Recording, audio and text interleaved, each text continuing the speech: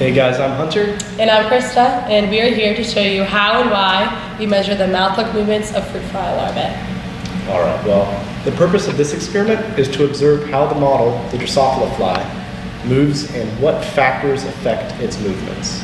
Their locomotive skills were tested under various diets, including high sugar diet, a high protein diet, and a high fat diet. Body wall movement was the first locomotive skill tested and was explained in the previous section. Another test that can be performed is mouth-hook movement. And mouth-hook movements involve a different neurocircuit than the body wall movements, and this is shown when you view it under the microscope. The body wall is very slow while the mouth-hook movements are very rapid.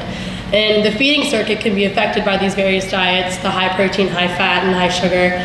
And the speed of the mouth-hook movements is indicative of how well their neurocircuit is working, and changes in this feeding behavior indicate changes in physiological, like the physiological aspect of the neurocircuit. And this is easily observed under a microscope, which we will show you in just a few minutes.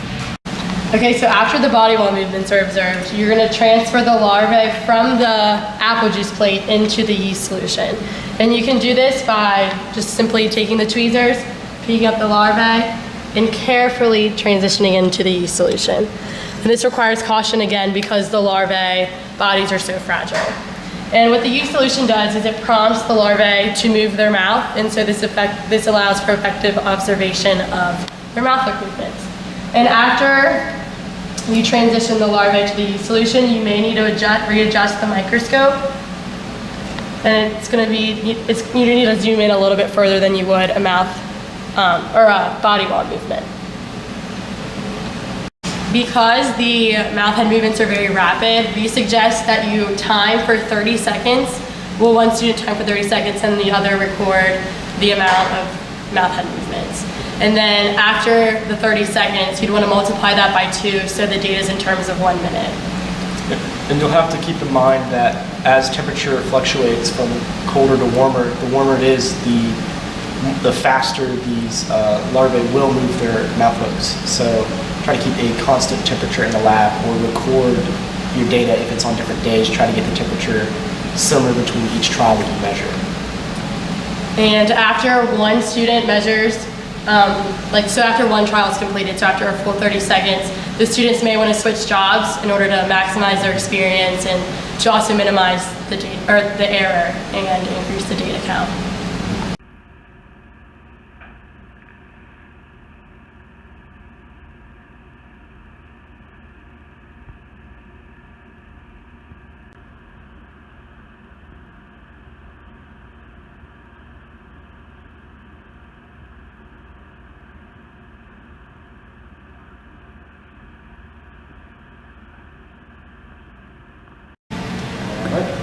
So what we've shown you is how to observe and record the data associated with the mouth-hook movements. And this data can be presented using many forms of graphs.